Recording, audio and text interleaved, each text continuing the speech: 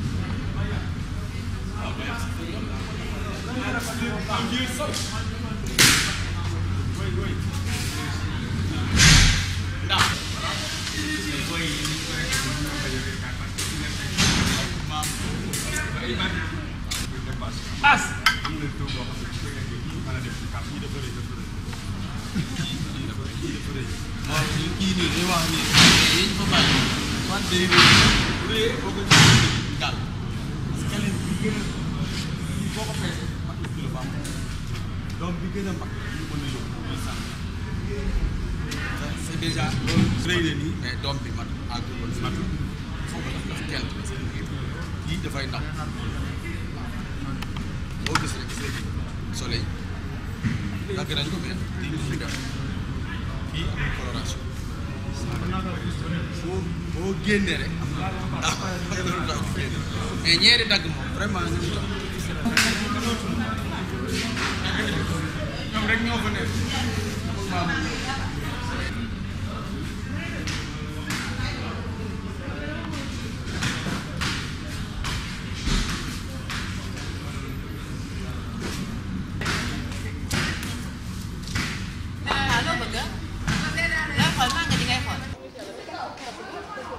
Ça tourne maintenant, hein?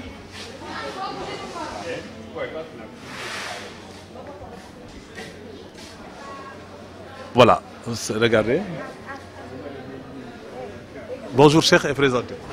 Bonjour, Cheikh Ngane, président de l'interprofession horticole du Sénégal.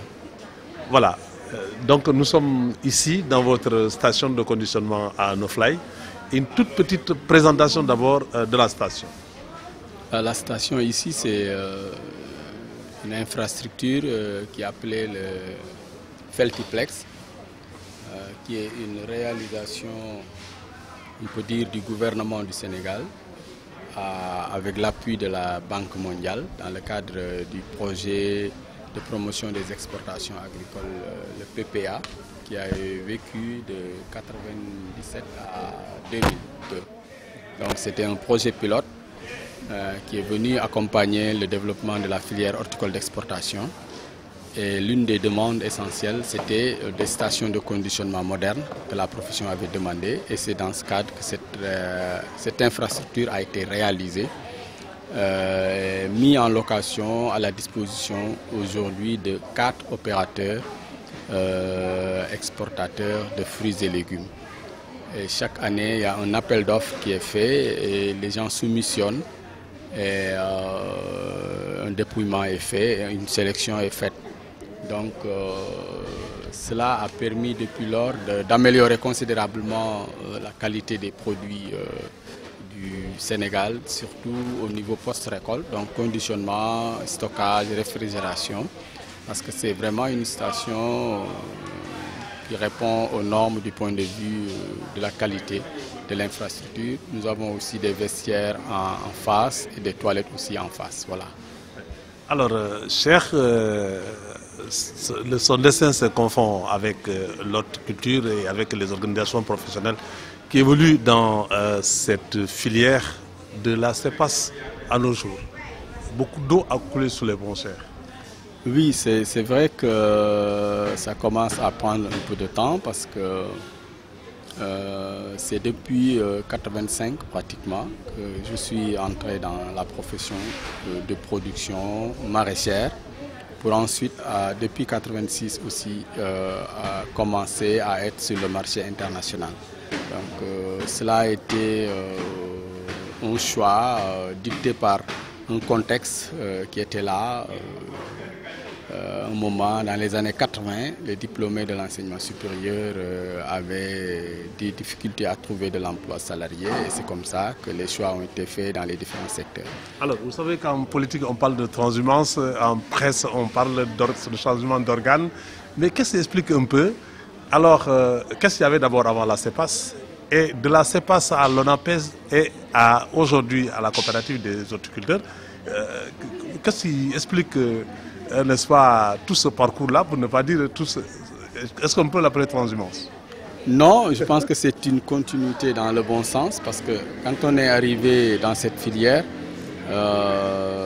il y avait déjà peut-être 1 ou 2 organisations, mais nous avons quand même contribué d'abord à densifier les organisations, à renforcer les capacités de négociation de ces organisations-là. Donc la CEPAS à un moment a été un cadre très fort qui a été appuyé par l'Union européenne et qui a à un moment regroupé tous les acteurs de la profession d'exportation de fruits et légumes pour les besoins d'un projet de l'Union européenne. Après cela, dans quelques années, il y a eu quelques difficultés qui ont fait que l'ONAPES aussi est né. Et puis l'ONAPES, la CEPAS, pendant 10 ans. Et maintenant, aujourd'hui, nous avons, depuis 2009, senti le besoin de regrouper tous les acteurs. Et désormais, cela va au-delà des organisations ou des acteurs de la filière export seulement. Parce que nous avons voulu mettre, avec l'appui de l'État et des partenaires techniques et financiers, la chaîne de valeur fruits et légumes en général. Donc aujourd'hui, dans la coopérative fédérative des acteurs de l'horticulture du Sénégal, la CEFAS, que j'ai l'honneur de diriger, nous avons pratiquement tous les acteurs et toutes les chaînes, tous les maillons de la chaîne de valeur fruits et légumes. Donc c'est d'abord toutes les filières, c'est ensuite tous les maillons, depuis les fournisseurs d'intrants et de matériel agricole jusqu'aux transformateurs et aux distributeurs, importateurs comme exportateurs. Donc c'est vraiment une continuité et je pense qu'aujourd'hui nous avons été confrontés à beaucoup de difficultés qui avaient pour source essentiellement l'absence d'organisation forte. C'est pourquoi je pense que c'est ça qui nous a motivés. Nous sommes aujourd'hui dans une interprofession, un cadre de discussion, mais un cadre surtout de proposition et d'action. Et donc je pense que c'est vraiment une continuité et dans le bon sens. Alors donc vous répondez aisément oui, que l'union fait la force. Voilà, exactement, l'union fait la force parce qu'aujourd'hui l'interprofession est prête et le fait déjà, porte le plaidoyer pour toutes les filières. Nous l'avons fait pour la tomate industrielle, nous le faisons pour l'oignon présentement, nous le faisons pour la patate, nous allons le faire pour les carottes, pour la pomme de terre et pour la mangue surtout aussi qui nous entretient aujourd'hui. Donc je pense que l'union vraiment fait la force et nous l'avons senti. Aujourd'hui, l'union est faite, l'organisation est là et nous ne demandons qu'à être appuyés et à être soutenus pour vraiment bien défendre et bien développer l'horticulture au Sénégal. Alors, donc aujourd'hui, cher, il est question de mangue.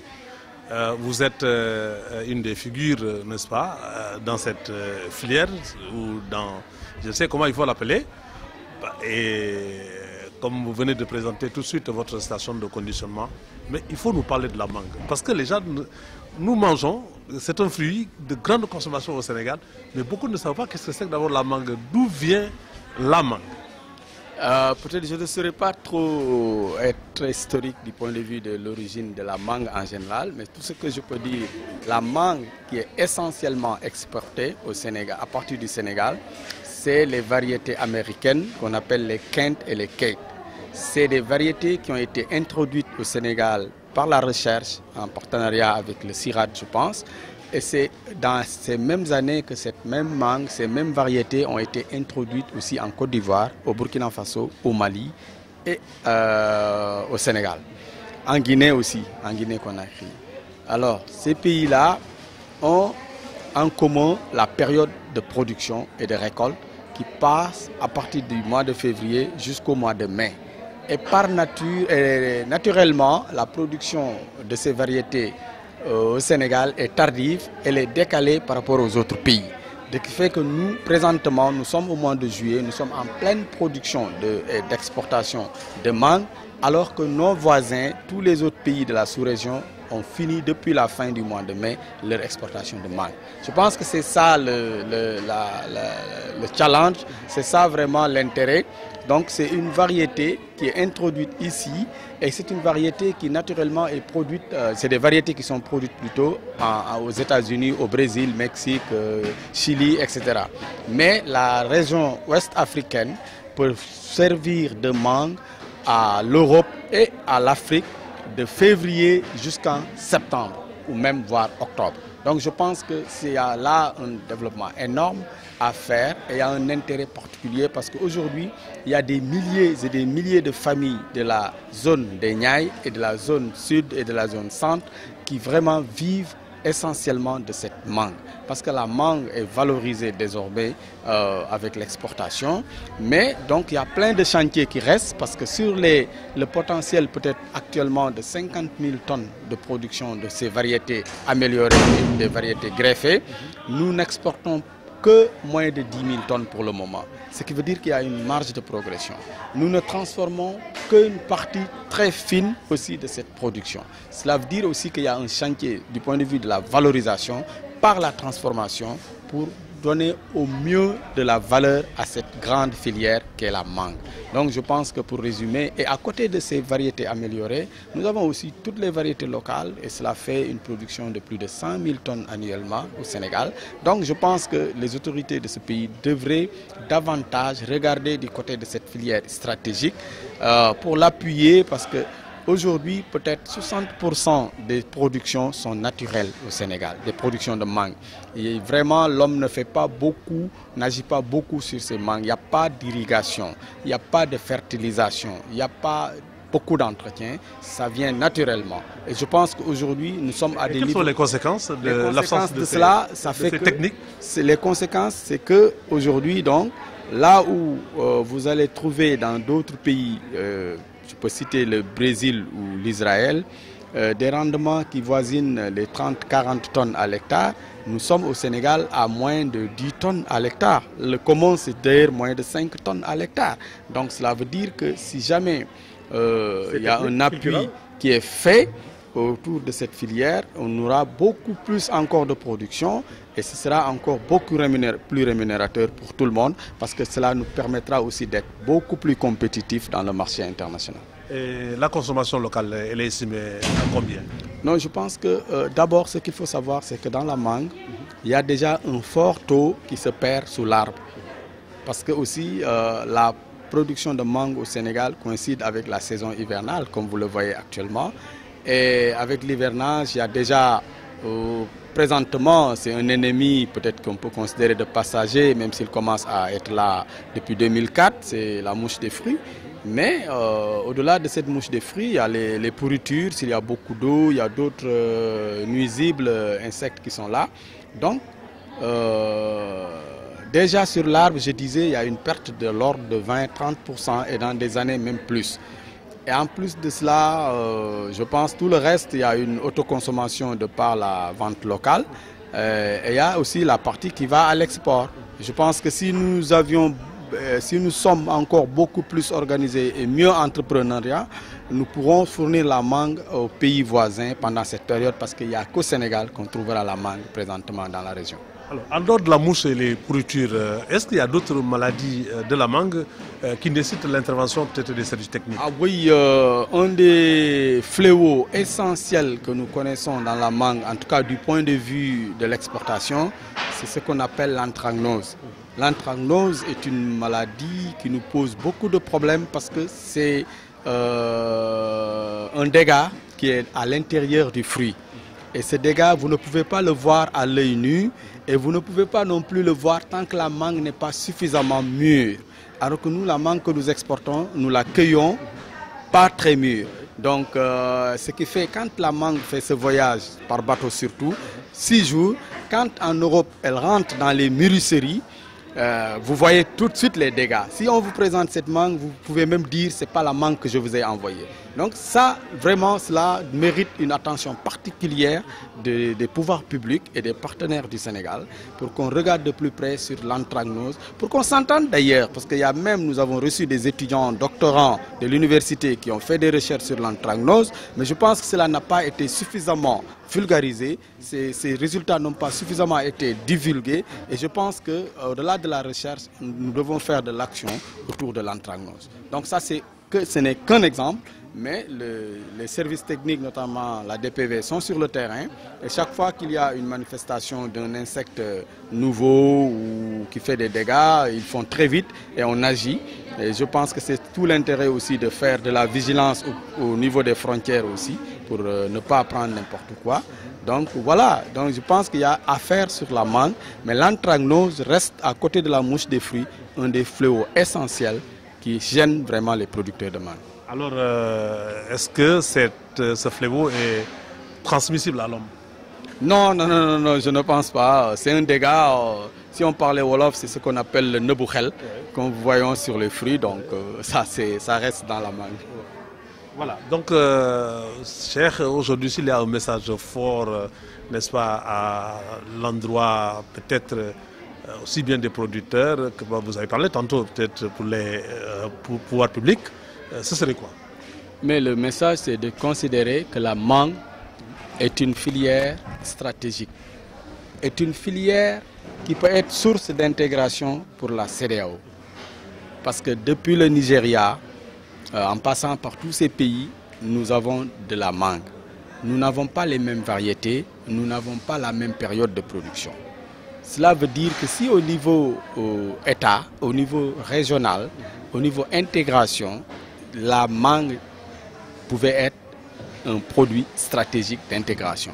Je sais que la CEDEAO a retenu un certain nombre de produits pour en faire des produits régionaux, et dont la mangue. Donc il y a la mangue, il y a l'anacarde, il y a l'huile de palme. Mais je pense que la mangue devrait déjà prendre de la hauteur parce que c'est un produit qui est déjà en situation. Donc le message pour les autorités, c'est vraiment de prêter encore beaucoup plus d'attention sur cette filière. Parce que c'est une filière qui donne énormément de revenus aux producteurs et c'est une filière qui peut être encore davantage développée dans la région Sénégal, dans la zone Sénégal. Maintenant aussi, il faut que les partenaires techniques et financiers du Sénégal aussi s'intéressent aux activités de production dans la mangue, appuient les producteurs dans les investissements pour la gestion de l'eau, pour l'irrigation, mais aussi pour le matériel végétal même et pour les entretiens et tout cela. Donc je pense qu'aujourd'hui, beaucoup d'efforts certainement sont faits dans d'autres filières, mais il serait intéressant d'orienter un certain nombre de ressources vers la mangue, qui est une filière stratégique, qui est une filière rentable, qui est une filière d'avenir, qui est une filière d'intégration. Je vous remercie monsieur Ngane ci wolof tuuti rek. ñu bëgg nga wax ñu Cheikh cosaanam ak mbéyum noor parce que soo laata CEPAS lan la fi newoon sànq am na sa benn collaboratif mën a waa gën nañ laa gis ci marché central booba CEPAS nga woon bon ngeen jógee fa dem ONAPES léegi yéen a ngi ci maanaam benn kuréel boo xam ne rek moom mooy coopérative bu boolee ñëpp ñi nga xam ne rek daanaka ñu ngi ay kuréel la ñuy yëngu ci wàllu mbéyum noor alors ñu bëgg rek nga tënkal ñu tuuti jaar-jaar yooyu alors ñu ñëw nag nga présenté ñu tuuti station de conditionnement bii nga xam ne rek fii lañ nekk te fii la ñuy defar mango pour mu dem bitim réew parce que jamono wax yow ñu ngi chargé benn camion nii muy dem et ensuite mango cosaanam lan la. waaw maa ngi lay sant Moussa donc man wax nga dëgg yàgg naa ci filière mbayum noor li ma ci dugal mooy jamono année 80 Sénégal dafa formé woon li ñuy wax diplômé de l'enseignement supérieur yu bëri et mu yemook nag jamono ajustement structurel et état yi amatuñu woon possibilité di recruter cadres yi ñu doon formé yëpp. Gouvernement Sénégal bi fi nekkoon mu imaginer woon lu mu tuddee l'emploi non salarié doon orienté diplômés yi dans des filières dont l'agriculture loolu vraiment moo ma ci sóob et fekk nag boobu ak léegi nag mat na ay at parce que loolu 82 la woon ñuy doog a génn université 82 ba 2012 dafa am na déjà ay at léegi nag bi ñu ñëwee ak suñu yeneen moroom ak ñi ñu fi fekkoon suñu rôle c'était que ñu joxe beneen dimension c'est-à-dire beneen dayuwaay ci mbayum dër boo xam ni dinañu gën a xam ne lii métier la def ko métier respecté ko yokk organisation yi def naa taxawaay boobu lañ ci taxaw ba créer organisation yooyu nga lim yëpp ba tey nag ñu agsi ci li ñu tuddee interprofession muy coopérative bi nga xam ne dafa dajale maanaam filière yëpp di def mbayu dër ci goxu Sénégal yëpp ba pare aussi ànd ci ak ñi nga xam ne ñoo ci yëngu li ñuy wax chaîne de valeur bi maanaam boo tënkee bay ca ña ngay jox wute ji jiwu ak matériel agricole ba keroog ñi koy bay ñi koy jaay ñi koy transformer ñi koy yóbbu bitim réew ñooñu ñëpp ñi ngi ci biir donc noonu lañ tëddee fii et je pense que loolu dañ dem ba ci biir kuréel yi li muy bëri bëri ñu mujj xalaat ni mbooloo daal mooy doole donc ñu mujj dajale suñu kaddu bëgg a dajale suñu pas-pas dajale suñu yëpp pour ku ñëwati bëgg a wax ci ku bëgg a wax ci affaire horticulture nga mun a xam vraiment kan ngay mun a waxal donc loolu daal moo jur tey CEPAS.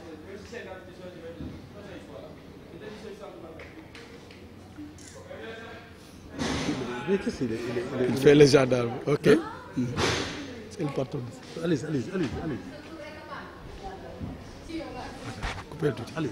Ouais, donc pour continuer maintenant sur fii station conditionnement bi ñu ngi ko tuddee Feltiplex nag benn réalisation la boo xam ni gouvernement du Sénégal ci ndimbalu Banque mondiale moo ko def ci benn projet bu ñu doon wax PPA muy projet de promotion des exportations agricoles bi projet bi di ñëw nag bi ñu laajee suñu xalaat ñu ni woon fi ñu toll nii daal soxla woon nañu ay station de conditionnement yu dëppoo jamono maanaam yu moderne moo jur gare de fret bi ñu demoon jamono yële ci Ndakaaru donc fii boo ko gisee bi ñu ko def tabaxee ba mu sotti dañu ko dénk nag par location li ñuy wax fondation Origine Sénégal moo ko yore tey mais daf koy louer exportateurs yi bu ko defee chaque année nag ñu woote appel d'offre exportateurs yi soumissionné ñu sélectionné ñi nga xam ne ñoo seen dossier daal ñoo gën a jàll ñu nekk fi di liggéey bu caagi nag sax ñoom ñeent ñooñu rek ñoo fi ne parce que ñeenti station la yu nuroo ñeenti exportateur ñoo fi ne mais exportateur bu ne am na ñeneen ñu boot ci sa ginnaaw ñoo xam ni mun nañu ñëw nga defal leen même prestation bi ñu am produit de qualité donc kii bañ ko amee ba léegi amélioré na qualité bi ndax daaw gis nga am na chambre froide am na hangar am na toilette am na vestiaire donc franchement lépp a ngi fi maintenant li ci manqué mooy matériel d'exploitation kenn ku nekk yow yaay indi sa matériel d'exploitation donc fii ñun dañu ko jox li ñuy wax terrain nu ñun ñoo yore suñu matériel yëpp ñun ñoo indi aussi suñu personnel ñu leen di former ñun ñoo indi suñu lépp indi suñu personnel bi yëpp itam suñu techniciens yi suñu trieuses yi suñu tout donc ñoom daal bâtiment bi lañ ñu jox ñun ñoo dem def aussi suñu abonnement courant ñun ñoo def suñu abonnement ndox donc voilà. alors léegi Cheikh cosaan mango. waaw mango dama wax ni cosaanam xëy na yàgg na lool ba romb na ma mais ci li ma ci xam muy mango bii ñuy wax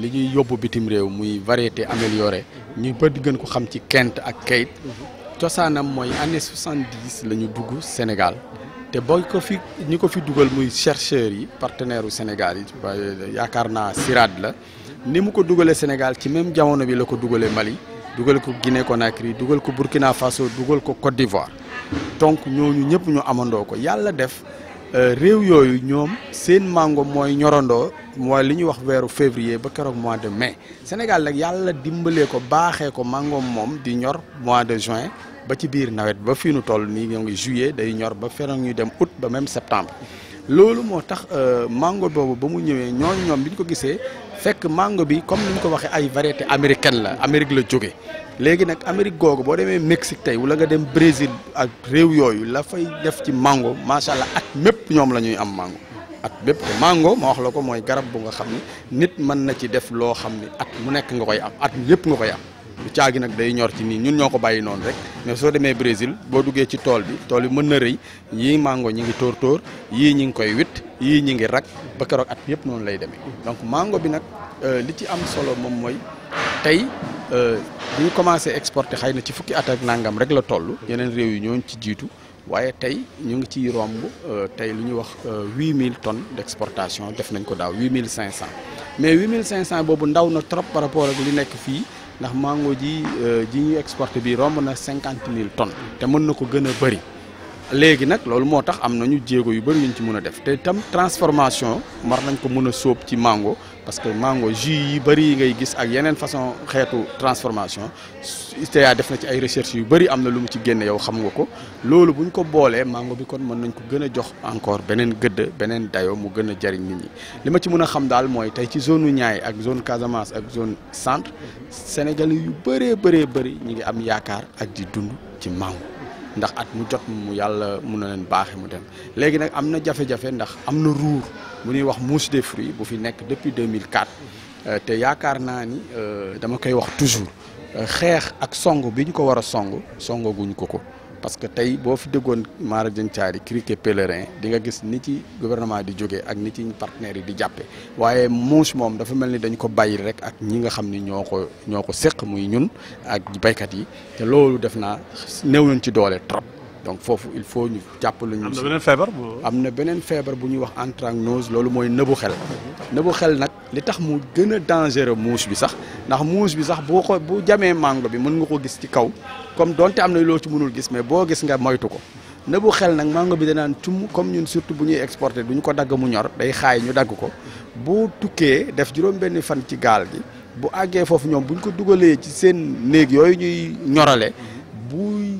ñor rek nëbu xel ba day law màgg mango ba day mel ni fuddën buñ la ko wanee sax yow mën nga xeex ak ñoom nga ni lii du mango bi ma la yónnee woon te kooku dañu gis aussi ni tey fii nu toll at yëpp nekk na jafe-jafe bi nu gën a am te gisuñu aussi ñiy jàppale Sénégal taxaw ci taxaw bu rëy bi tax ñu mën ko fi jëlee te ñu bari ñoo ngi ciy perte lu bëree surtout ci côté exportateur yi parce que producteur bi mën na la ko jaay nga dem ba foofa waa ji gis ci loolu ne la li nga ma jaayoon ko baaxul te bu boobaa yow yaa koy perte yow yaa koy fay te loolu mi ngi am tout at yëpp mi ngi am léegi nag xalaat naa ni foofu tam recherche bi ak techniciens yi ak état bi ak partenaires yi war nañu ñëw jàppal Sénégal ci anthracnose boobu ñu jëlee ko fi ndax nekk na fléau boo xam ne ci côté mi ngi lëngoo ak mouche des fruits mais yaakaar naa ne moom dañu gën a coow mouche des fruits mais moom itam dayoo bu mag a mag la am te war nañ ci taxaw te buñ ci taxawee xam naa ne dina baax.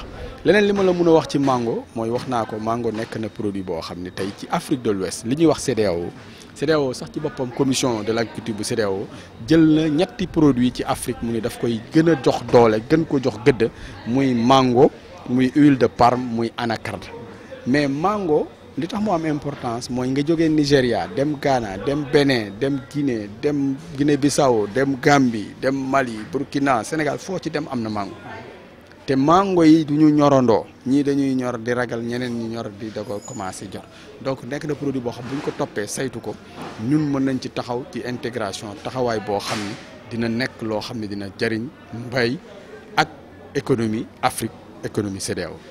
ñu ngi lay gërëm la sax. Merci. Voilà, bonjour et présentez-vous. Je suis M. Papa Sall, un agroproducteur de la zone de Thiès. Vous êtes producteur de mangue? Oui, je suis producteur de mangue. Quelle variété? Quelles sont les variétés que vous exploitez dans votre... Essentiellement la variété Kent et un peu de Ket. Donc au niveau de Thiès. Voilà, une présentation de votre activité, votre exploitation. En fait, c'est une exploitation qu'on a démarrée dans les années 98 dans la zone de Mbomboy, Dakar Mbaye, Sangué, sur l'ancienne route la nouvelle route de Mbour. Alors, c'est une exploitation d'arboriculture dans laquelle donc on a essentiellement planté des manguiers. Alors bon, ça, depuis cette année, donc nous sommes en contact avec... Vous avez fait combien d'hectares? Disons une quinzaine d'hectares de mangue, hein, donc pour l'instant qui sont aménagés. Bon. Quels sont vos rendements annuels? Bon, les rendements annuels, en fait, pour l'instant, c'est difficile à apprécier dans la mesure où les manguiers qui sont déjà plantés n'ont pas le même âge. Bon, donc ça c'est notre première récolte. Nous en avons eu pour presque 1 tonne, qui vient d'être mise à la disposition de M. Ngan, l'exportateur. Voilà. Alors aujourd'hui, quelles sont vos difficultés dans l'exploitation de la mangue? Bon, les difficultés, c'est en fait le problème de l'eau qu'on ne maîtrise pas et qui donne lieu à des investissements importants. Et jusque-là, l'État n'est pas encore arrivé à nous accompagner. Nous avons également le problème phytosanitaire, particulièrement le problème de la mouche, donc qui est un fléau et qui vraiment nous porte énormément préjudice au niveau de la sauvegarde de notre production. Est-ce que vous avez les moyens de lutte contre la mouche? Bon, actuellement, il y a des indications qui nous ont été données par les techniciens de la DPV, qu'on est en train d'appliquer en installant donc des pots au niveau des arbres, des pots qui captent au moins d'un produit qui s'appelle Malatrap, donc qui capte des mouches. Mais jusqu'à présent, cela ne nous met pas encore tout à fait complètement à l'abri, quoi. Alors, est-ce que la mangue dans votre milieu ou dans votre exploitation nourrit son nom? Bon, pour l'instant, c'est difficile de répondre oui. Mais je sais qu'à terme, si tous ces problèmes-là sont jugulés, elle devrait nourrir son nom. Alors, maintenant, vos relations avec n'est-ce pas, les exportateurs, c'est quoi? Est-ce que vous avez vous-même l'intention d'exporter? Oui, en fait, à terme, bon, peut-être pas pour l'instant, mais je pense qu'à terme, il n'est pas exclu qu'on essaie d'intervenir directement sur le marché, bon, parce que on trouvera des conditions plus rémunératrices, c'est évident. Et quelles sont vos relations avec M. Ngan et autres? Bon, M. Ngan, bon, moi je l'ai connu par les médias, parce que ils ont eu à traiter un certain nombre de questions qui m'ont préoccupé pendant bien des années. Et quand j'ai été donc informé au travers d'une émission que je crois que votre organe a même eu à piloter, bon, je suis entré directement en contact avec lui, bon, pour asseoir des relations de partenariat dans une optique professionnelle. Et c'est ça qui nous vaut aujourd'hui notre présence ici, dans son entrepôt. Et ce partenariat, ça marche bien? Ça marche très bien. Voilà. Merci. Maintenant, bon, voilà, dañu fekk fii ay mango yu nu fi doon topp si monsieur Ngane jëlal ko suñu tool war ko yóbbu bitim réew ci biir conteneur am donc moo tax ñu ñëw fii pour xool lépp boo xam lépp aw na yoon donc voilà moo ñu fi indi quoi donc am na à peu près une tonne bu mu jëlee suñu tool donc dugal ko ci conteneur am voilà loolu la doon topp si ba xam lépp ni mu demee quoi mango yi nag bon am nañ ci ay jafe-jafe parce que tool bi ndox mi ci waroon am yëpp amaguñ ci ndax ndox dafa cher forage dafa cher ci ba léegi état bi jàppale guñu am nañu également problème phytosanitaire surtout problème weñ yi yoo xamante ne aussi bon techniciens yi jox nañ ci ay tegtal te ñu ngi ci def lu ñu mën pour que yàqu-yàqu yi wàññeeku voilà en gros suñu taxawaay quoi. kon ñu ngi lay gërëm la sax. merci.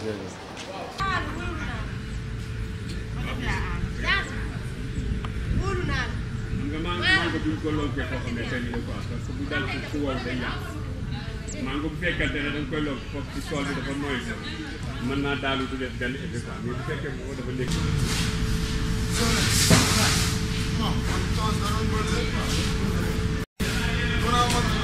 yàlla naa booy ñu ngi